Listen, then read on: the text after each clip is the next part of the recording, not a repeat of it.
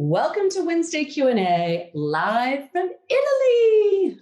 Yay! Buongiorno. Buongiorno, prego. This is where you ask the questions and we answer. And we're going to start right on off with, this was the wrist pain. We've had wrist pain. Sorry, we're revisiting some questions here.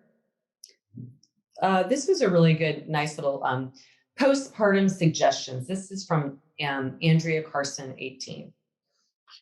And, we get this a lot. First of all, I will say that I love that people are asking this because I'll be the first person to admit when I had my first, second, and third child, I gave no thought to the fact of appropriate or proper postpartum exercises. I went right back to what I was doing. And for a long, long time, I had pain. I had back pain. I would have pain the first few days of my period, 10 years after. And it wasn't until I really started examining and working with LYT Yoga, working on my core and reconnecting to that area that pain resolved. And so we have a great program that Laura's done on LYT Daily for prenatal, postnatal, but that's where you want to start.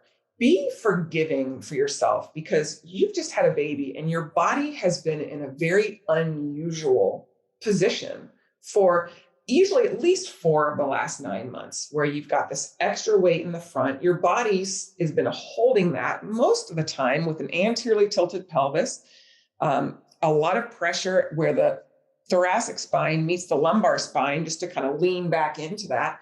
And so you can see it. People will walk around like they're still pregnant.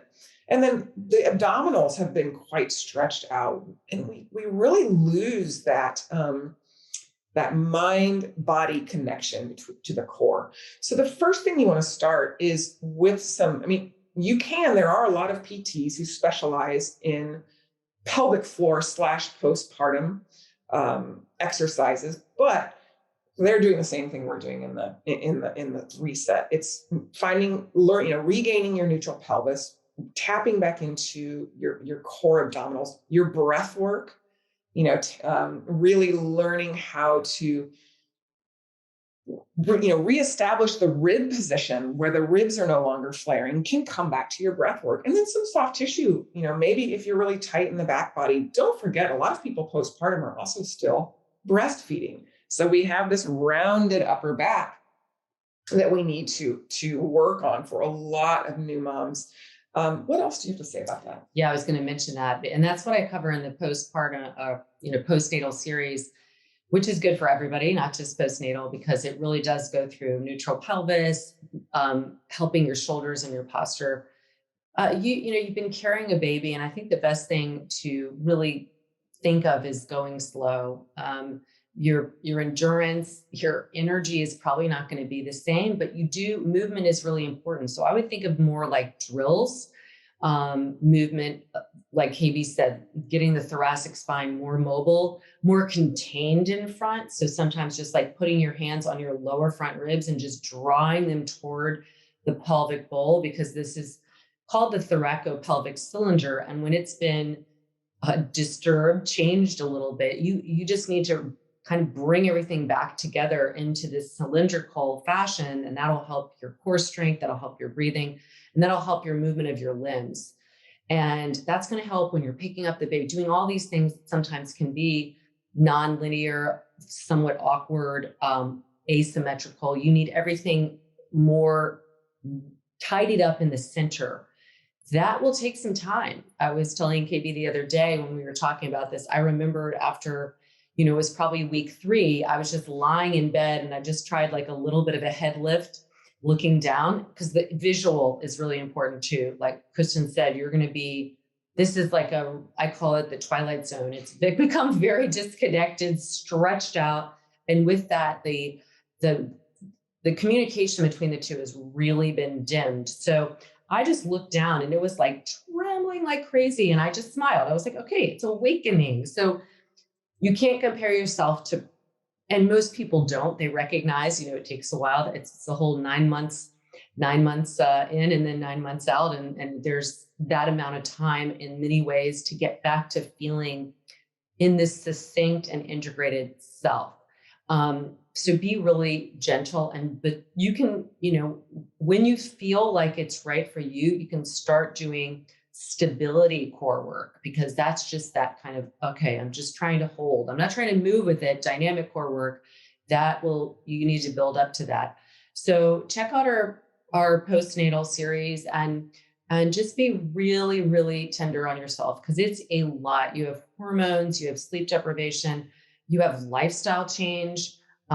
Your body is different. It will come back, I promise, but just be very, patient with it. And on the other hand, don't ignore the fact that it is different, because I'm sure you've seen it too. I've had women who didn't really do much, and then like 9, 10, maybe a year after, just started launching into activity, and they had not done the prep work.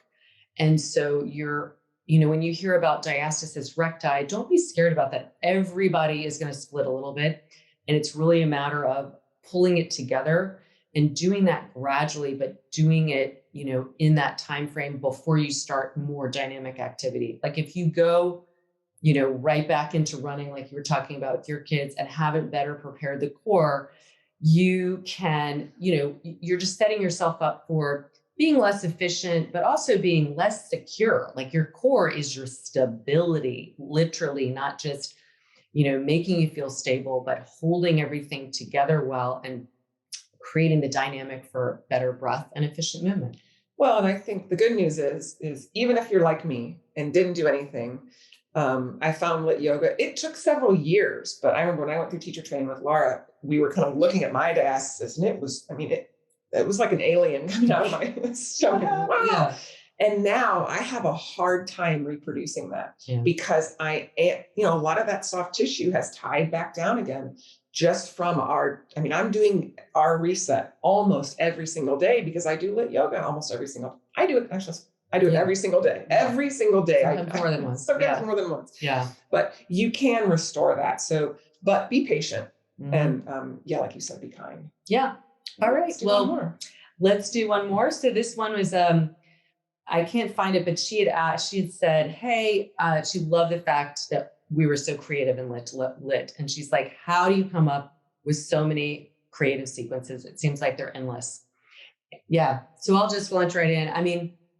I feel like the methodology and the blueprint really allows for that creativity. For me personally, I'm always just trying to move in a variety of ways. I feel like when you really understand the body, you understand, like, you don't need to know muscle attachments, but knowing them, I can know the angles that I want to kind of hit to then maximize the activity of that particular muscle. And then it's really fun to think of it. So a lot of times I just play on the mat. I'll say, what happens if I do this? Or I kind of know the basics of how to, make your hip flexor stronger, or your glutes stronger, or your core more stable. But then I'm always trying to find different ways for myself, because then it's always fun. It's like I was saying this the other day to KB as well. It's like, she's very creative in some ways, and other people are creative in some ways that I am not. Like, I could not do handiwork very well, like sit and sew or draw like magical. She paints. I can't do that, but this is my form of artwork. And I think we all have that within us. And I just tapped into my unique creativity that I think somewhat was innate. And then I just have maximized and capitalized on it. Not literally, well, kind of literally. Yeah, yes, definitely. She turned her strength into what she does now. And it is, if you've ever practiced with Laura on the fly, it's truly remarkable. It just pours out of her. And so it comes naturally. That's not the way it is for me.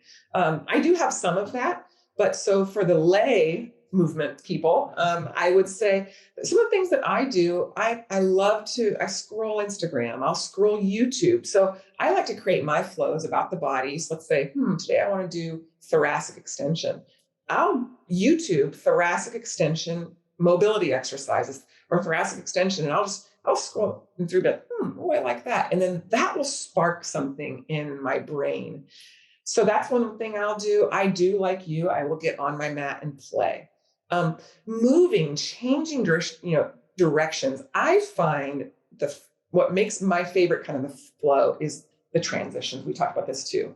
The poses are one thing, but getting between the poses is what I think makes a flow magical. You have a great way of doing that. She knows how to go from pose to pose and then moving around the mat so the body doesn't get bored. Where, do your cat cow facing the side of the mat. People looked at me the first time I did that like I was crazy, but it's like, oh, I really like that because it's different.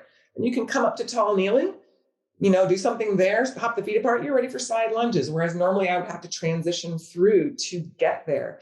So playing on the mat and then also practicing.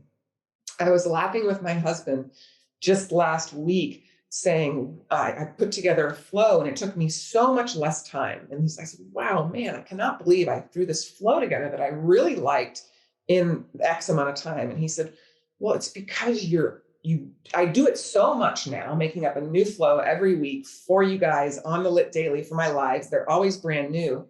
That it's like working a muscle. Your brain, your creativity is a muscle that it just comes easier. It used to take me a day and a half I'd come back. Oh my God, so much work. And now you're just, creativity, I do think it has to be worked. It does. And it has to be strengthened. I totally agree.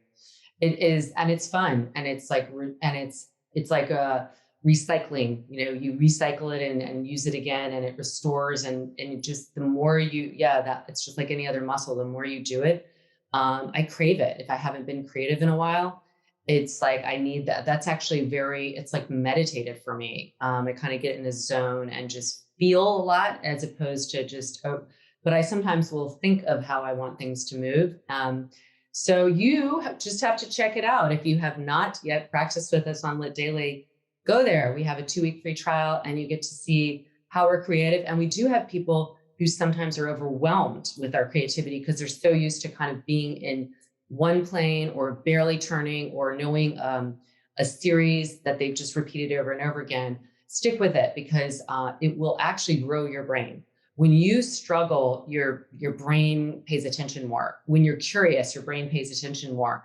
When it's different, your brain pays attention. And in that paying attention, it is growing. Doing something on autopilot, while sometimes that's fun and can be like more energy conserving because you just don't feel like thinking about too much. In movement, you need to bring a lot more awareness to it because it'll actually bring more strengthen the connections between brain and body, and you'll actually benefit greatly in so many ways. So check it out. Check it out. Well, thank you all for our, here's our Italian version. Ciao, bellas. Grazie. Grazie, grazie. As always, you can write us. You can DM me at laura.hyman or kb@kbwilliams99. Or you can reach us via email at support@lytyoga.com. As always, we're pulling for you.